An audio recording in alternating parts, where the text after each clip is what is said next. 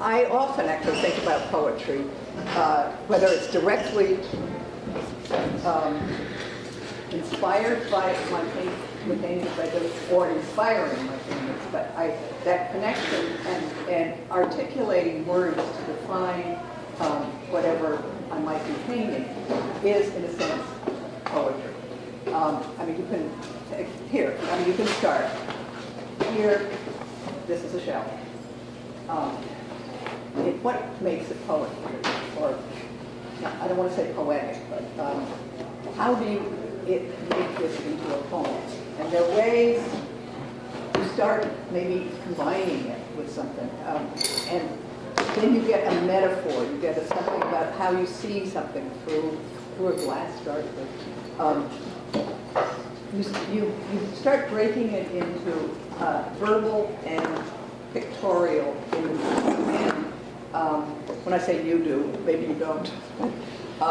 It is, to me, it's an interesting part of this interface of the written word or the spoken word and an object.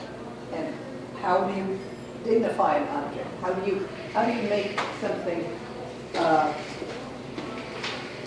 not necessarily beautiful, but have a whole other layers of meaning? And I have on the tables, in the grab bag, you may use those table things, you may do the flowers, you may do something of your own. But I have the Pablo Neruda poem, which some of you may know, Ode to the Artichoke.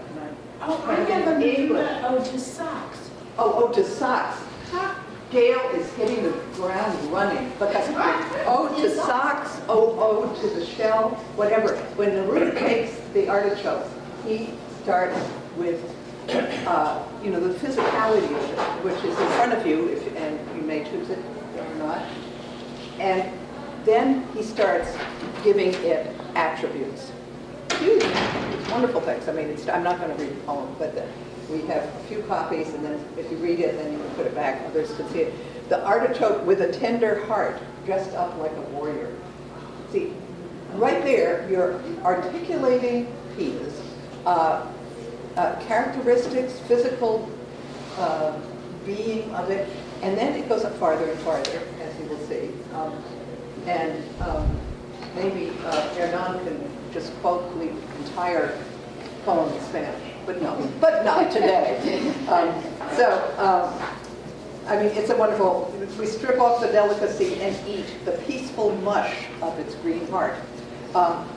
Sometimes the things are humorous. I mean, Ode to a Sock, Gail will be illustrating for us later.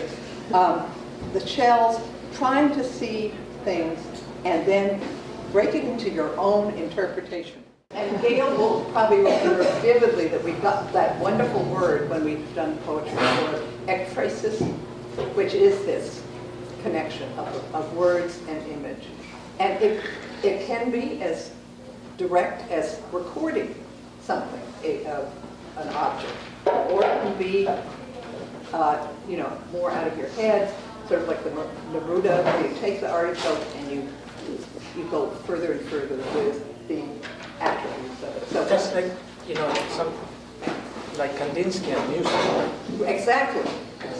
And that is just the kind of thing that is part of art, always. I mean, when you go, and it's often part of our critique, as you may or may not remember or connect, but often you'll have something, we'll have whatever the things, setups have been, and then they get up here, 2 or 3 hours later, and our critique starts bringing things out, drawing out what each artist might have been getting at, so that you get emotional content, you get almost poetic lines. The best source is whatever, if you want to take something right out of your own head and trip out. That is over there, because I couldn't resist bringing it.